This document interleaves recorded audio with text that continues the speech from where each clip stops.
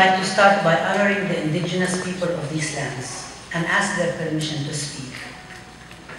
I also would like to honor all those who fell in the struggle for freedom, beginning with the most recent victim, Michael Brown, including the people in Gaza, people here in the United States and throughout history. We need to remember our ancestors, and we need to learn the lessons of people who paved the ways for us to be here today. I begin by thanking Rama, Josh, and the US campaign to end the Israeli occupation, not only for organizing this amazing conference and for continuing to grow and be so influential in this society, but also specifically for the amazing support that they have shown me after I have been attacked by the Amcha initiative smear campaign. It could not have happened without you.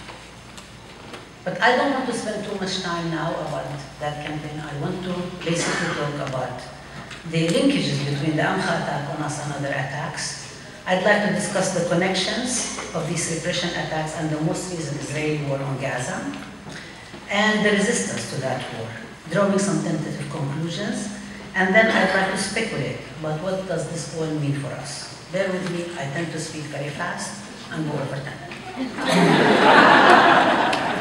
But I will try to be very slow. Amcha's attack on GOPS, myself, GOPS, the General Union of Palestine Students at San Francisco State, myself and Ahmed, the program I'm building, as well as those against University of California, Santa Cruz, San Jose State University, University of California, Berkeley, the UCLA, before Rahim mentioned that, and now, also Professor David Shorter, American Indian Studies, David Klein, David Lloyd, and UC Davis, as well as the attacks on Stephen Salaita at University of Illinois, Urbana-Champaign, and various SJP chapters like Northeastern, Northwestern, University of Michigan, NYU, Brooklyn College, and elsewhere, follow the attacks on, not long ago, on Professor Nadia Abulhadi at Barnard College and Professor Joseph Mas'ad at Columbia University. Dershowitz, Alan Dershowitz, Elie Wiesel, the Zionist Organization of America, Stand With Us, Simon Wiesenthal, Brand Law Center, Amcha, Anti-Defamation League, and others are engaged in a campaign of repression on individuals and groups whose viewpoints do not fit with the status quo or what they consider the normal discourse of everyday America.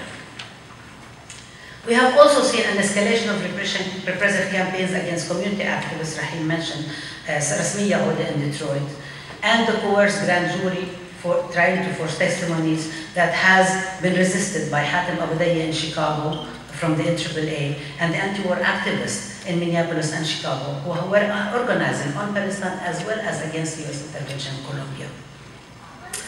The good news is that finally this week, Hatem Abudaya, after 4.5 years, was able to receive his documents back from the FBI. And the attack against Rasmiya Ode looks like it's very far from a done deal. That we may be able to score victories. And that's why we're all here today, right? Because we want to figure out organizing, because without organizing, it doesn't happen. Things don't happen by themselves. Powers don't give up power unless you take it away from them. These attacks are part of a long history of repression, and I'd like to remind some people who are as old as me or older than me would remember, some people may not remember, but we had the LA 8 case, the Los Angeles 8 case of 7 Palestinians and a Kenyan wife of one of them, who were attacked in 1986 by none other than the Vice President of the United States of America at the time, George Bush Sr., who created something called the Task Force on Alien Residents and Undesirables. And people follow the immigration debates and what's happening at some towns in California, you can see the linkages, and we really need to make the linkages. If we don't make the linkages, we are doomed to fail.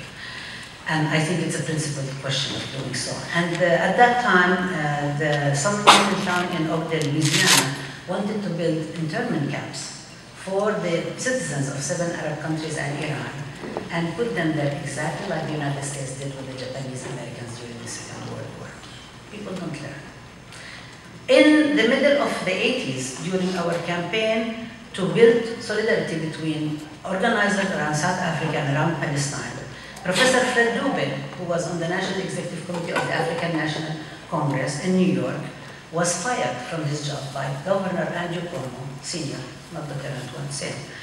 And because he was participating with us on that campaign called Israel and South Africa, the Apartheid Connection, with a question mark. We even raised a question mark. We did not have conclusions. This also follows attacks against Sam Ismail in Kalamazoo, Michigan in the 80s, Ziad Abu Ayn in Chicago in the early 80s, Sam Al-Aryan and United Holy Land Fund recently after 9/11/2001, which also shows the Islamophobic nature of these attacks. The common themes, what are the common themes around all these attacks? They're anti-Palestinian, they're Zionist, they're Islamophobic, drawing on quote-unquote the world on terror. They are racist. So if we think about what happened to Fred Dubé, we can also think about the attack on ethnic studies in Arizona, Texas, and elsewhere. And there is also continued repression of anti-war activists and those who oppose U.S. government policies, from the Palmer raids to the McCarthyist era attacks, to the COINTELPRO in the 60s and 70s against the Black Panther Party, the Brown Berets, the American Indian Movement, and this one. The reason I'm saying all of this, because I think we really have to have a view of history, and sometimes we need to remind each other. I'm sure many of you know what I'm talking about, but I think it's really good to kind of get on the same page. This is part of a systemic and a larger context that tries to draw on quote-unquote exceptionalizing Palestine or accepting the notion of exceptionalized Israel and the United States, and tries to get them out of the equation that we draw of being settler colonies. We can talk about that more in the discussion. Instead, what I'd like to focus on is the colluding interest of war industries. And if many of you were watching what was going on in Gaza, you've seen a lot of interviews by young activists with Alternative Information Center and others in Israel who were talking about who benefits and why the Israeli military industries need to have a war every few years in order to replenish, to build more military industries in order to sell them. Okay, so this is one, it's not the only goal, it's one of them. But also there is the unrestrained greed and the deepening of the gap between the haves and the have-nots. I think Ferguson is a very good example of that. And there is an increased impunity of colonial and oppressive forces if they are unchecked. There is also the naked racism and overt culture of hate and discrimination that we see, whether we talk about Ferguson or we talk about Gaza. In short, all of these tie out together and play out in our communities and on our college campuses. They also emerge at a time when that alliance that has been exposed by people like Edward Snowden and others, thanks to Glenn Greenwald of The Guardian and other journalists of conscience like NBC's Muhyiddin during the Israeli massacre in Gaza. And while at the same time controlling resources and concentrated power, is beginning to lose grounds. And I'll explain why. Our communities have suffered too much, too many lives. In Gaza, Israel wreaks destruction and genocide. But all the goals declared by the Israeli government were not met in Gaza. Palestinian resistance forces were not destroyed. A wedge was not created between the resistance and the people. There is actually more legitimacy for the resistance today among Palestinians than there ever was. For many, many years, since the late 70s, people started theorizing that the resistance doesn't make any sense, that Palestinians should not be engaging in resistance as if they have a choice. And what happened with Gaza has inverted this equation. We can also talk about that. We saw Muslims celebrating the Eid, or having their Eid prayers, actually, there were no celebrations in Gaza churches. Again, the wedge between Muslim and Christian Palestinians did not work out. We saw Palestinians who were leftist and secular, and I put secular in parentheses because it's not the same as the French secularism, what the US says, Christopher Hitchens secularism, has also narrowed that people were cheering for the resistance against the Israeli occupation because they recognize it as resistance. And that is also extremely important, to be able to defeat Islamophobia. That is one of the dividing wedges in our society. Israel was not able to get Gaza demilitarized. That was one of the goals, if you remember. They had all these goals. Netanyahu was on the TV every single day, had all these goals. They could not destroy all the tunnels, which were the only lifeline for people in Gaza. I'm not saying that this is the ideal situation, and I'm not advocating people to misunderstand me, including maybe people online like Amha and others. I'm not saying that we actually need to militarize societies more. We know what happens when societies get militarized. We know what's happening in Ferguson, when the police department and almost every single police department in the United States is getting militarized, following the instructions and the training of Israeli, quote-unquote, security experts. We should call them like terror experts, actually. But that's not what I'm calling for. One of the goals should be to demilitarize the whole region, to demilitarize the whole world.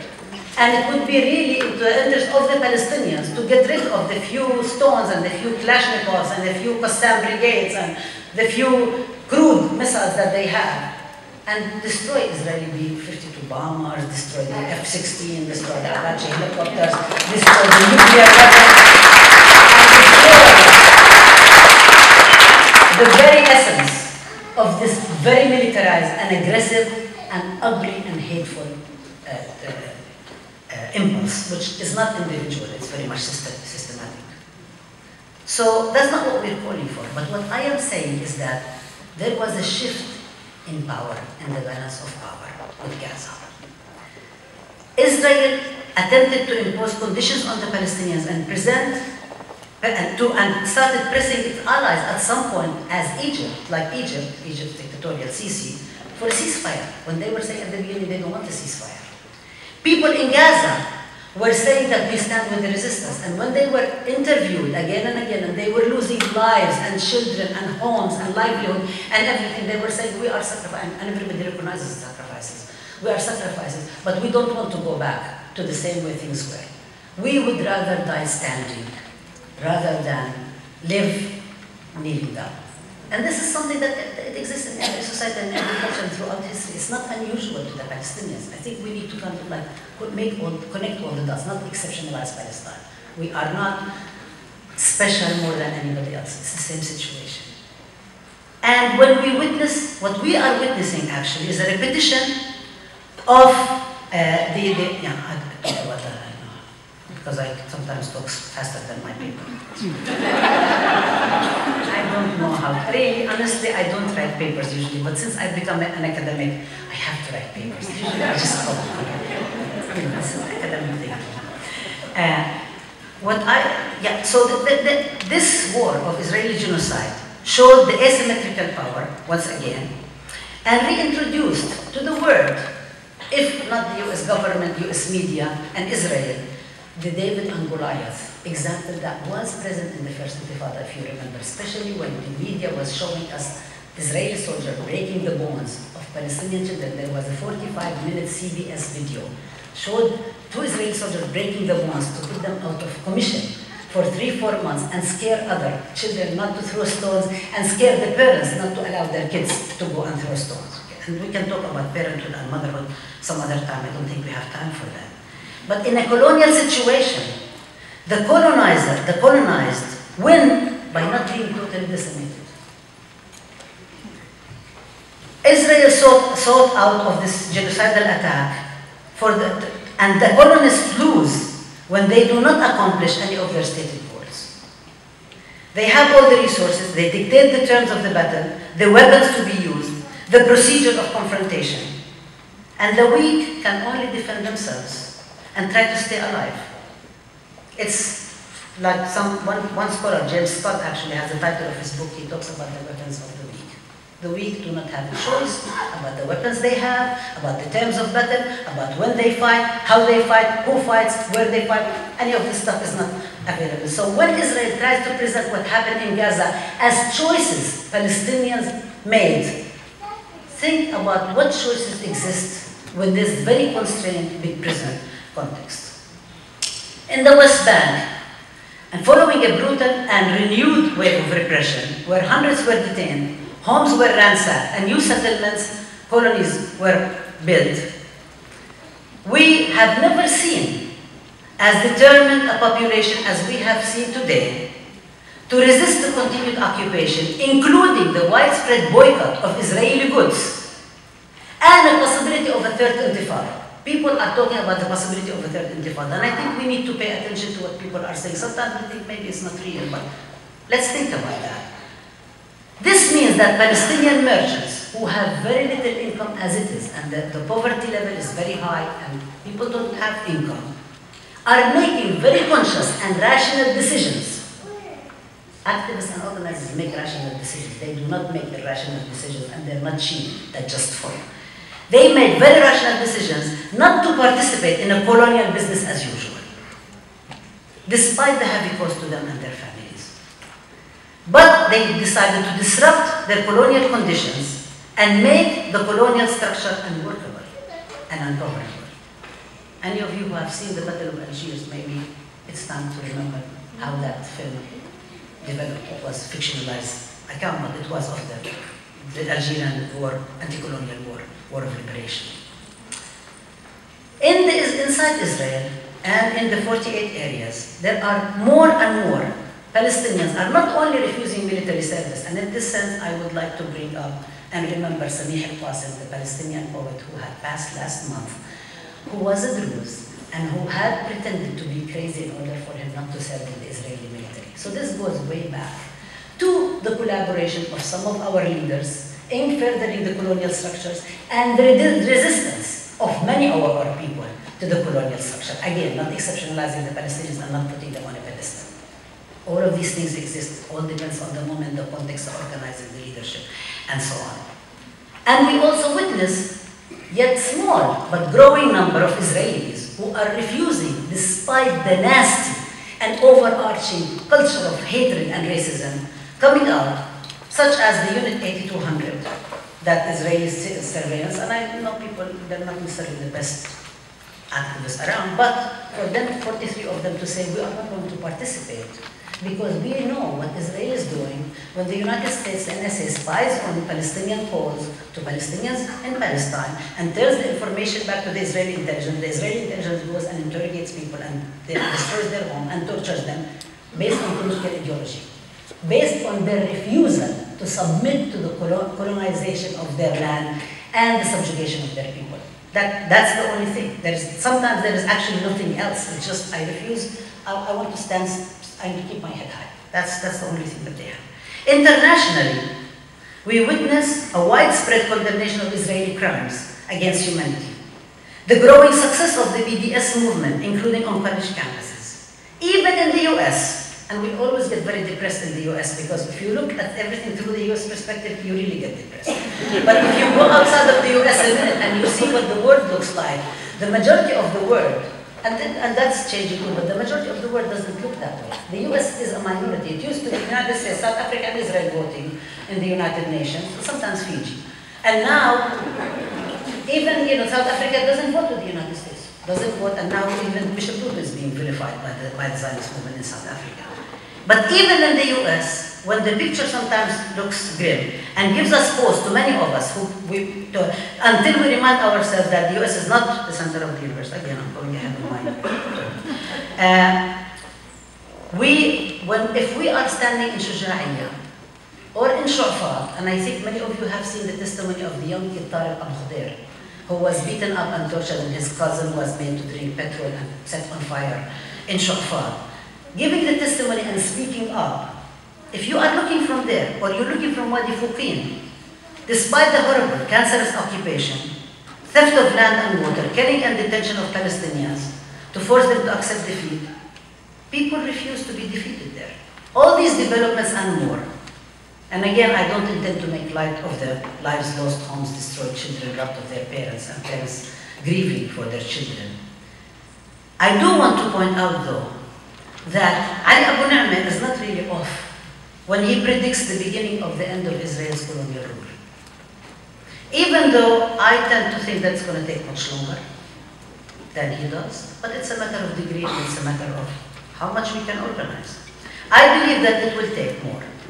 But this is exactly the moment at which colonists become more vicious, nastier, and inhuman, because they're losing. It is not only this attempt to preserve their gains and advance them. It's also, and perhaps equally important, that their reaction to their shock and utter disbelief that the colonized, the marginalized refuse to submit. How dare you stand up and be uppity?